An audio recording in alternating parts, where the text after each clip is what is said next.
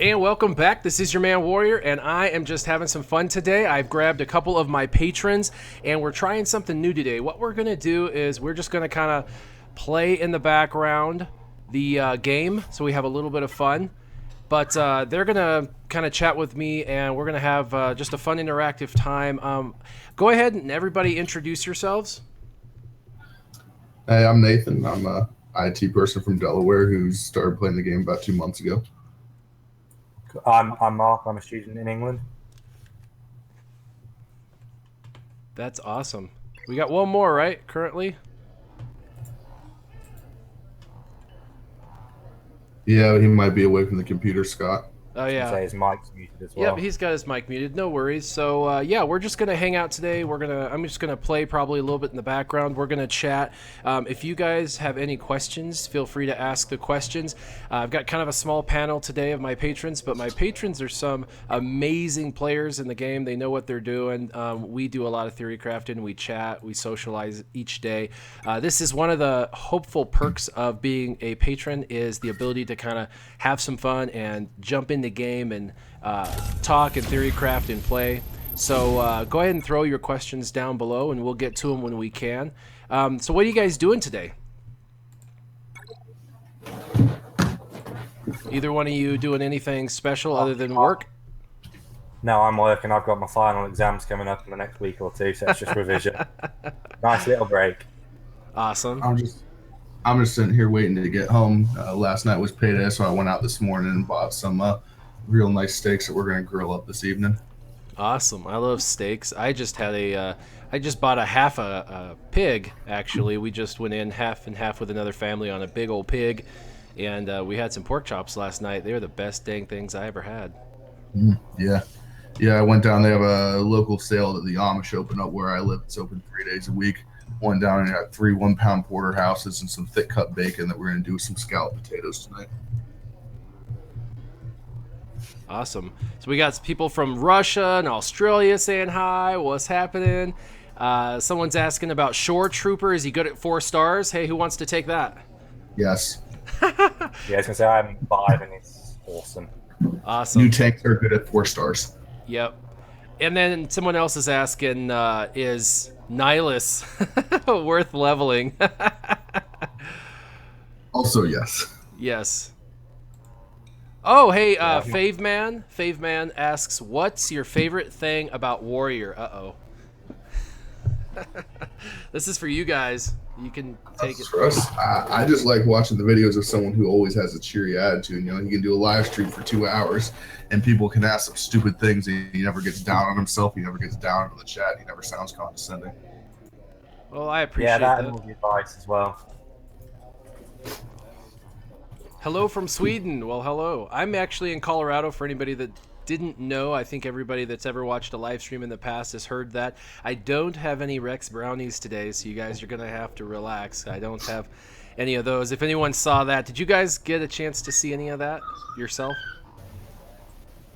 I didn't actually watch that video. That was a little bit before I started paying close attention to the content on YouTube. Yeah, so that was a fun video. That was just recently. I came for the Rex brownies. Come on. No. I came. Come on.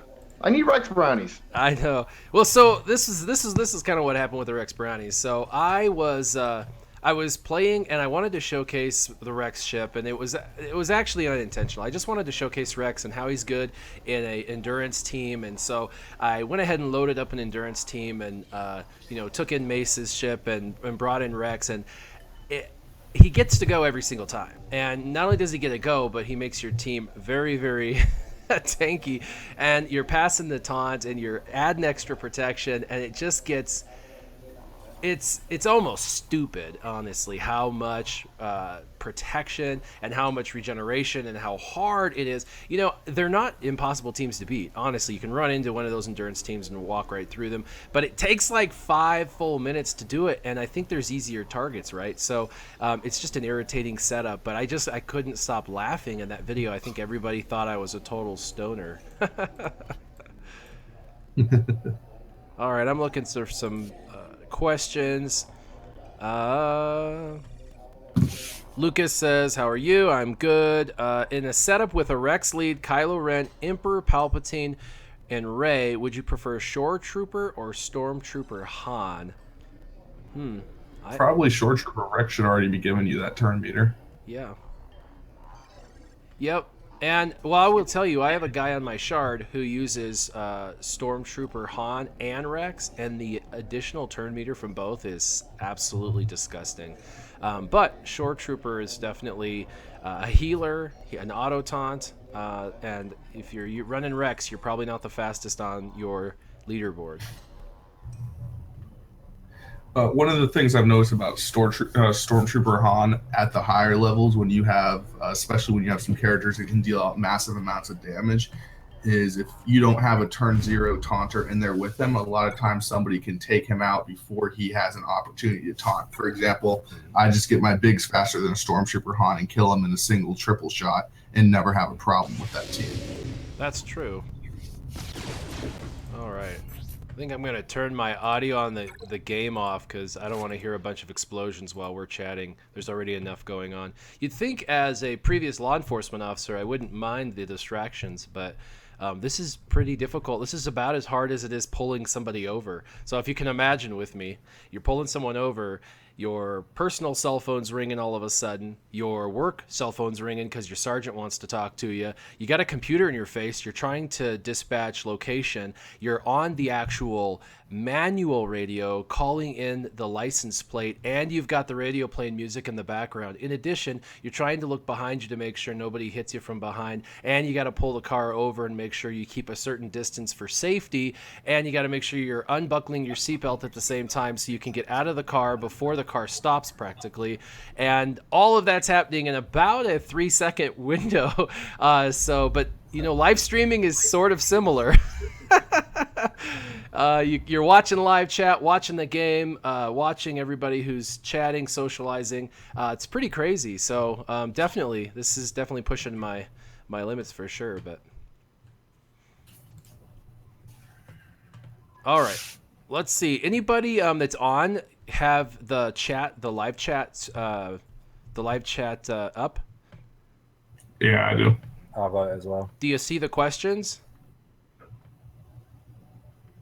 Yeah, I've got the questions here. Awesome. If one of you wants to do the questions, you can kind of run through. If there's something silly, you can skip it. But if there's something that they're asking, it's a legit question, ask the question and we'll kind of round table it. How's that sound? Who wants to do the questions?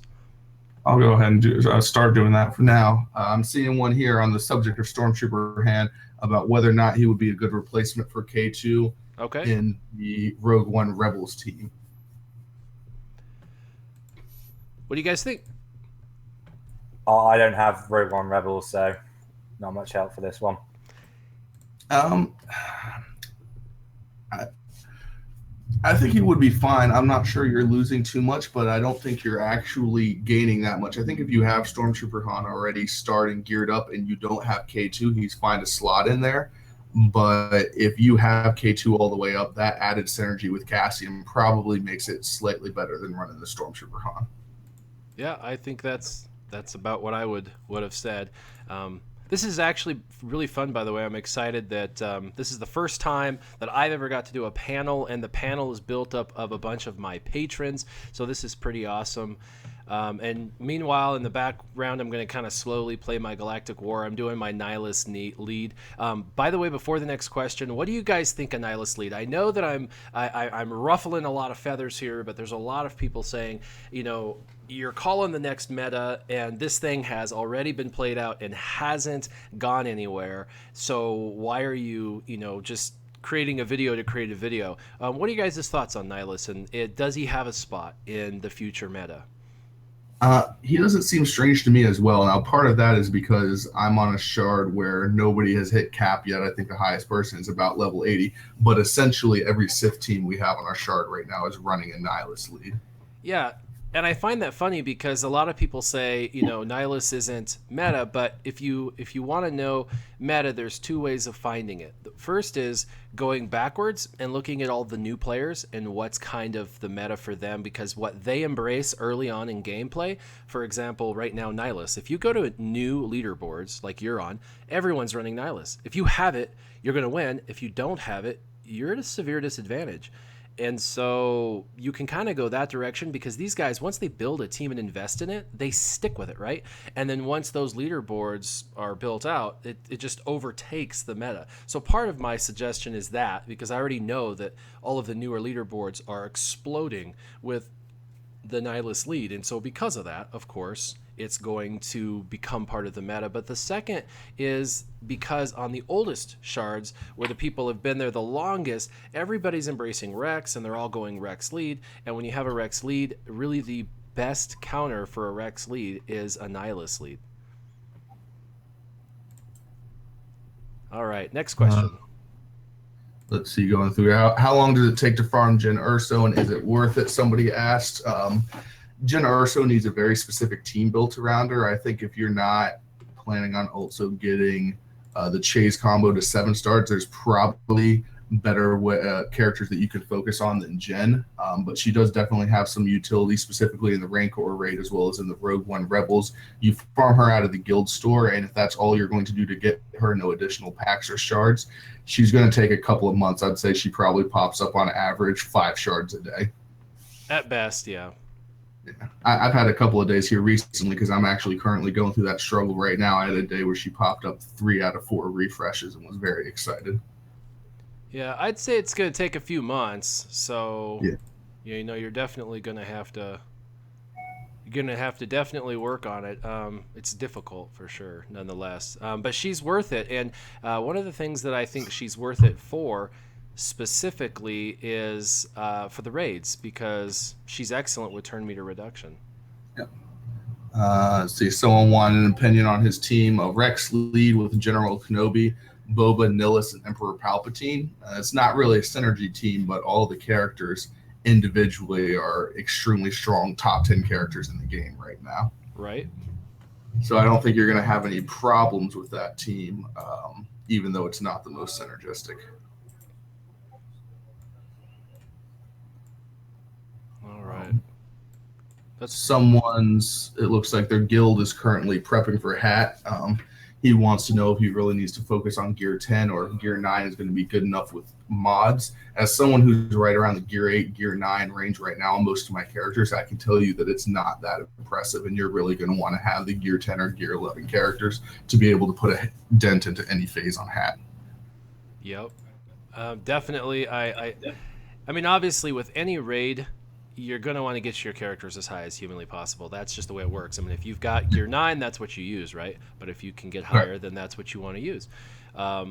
Obviously, you don't want to stop at a particular location, because then you prevent the amount of damage you can do. So, you know, if you're okay with doing 50,000 damage in Phase 1, then stop at Gear 9 with your Jedi. But if you want to get 200 and then 400 and then 600, you got to keep going up. You know, that's just kind of how it works.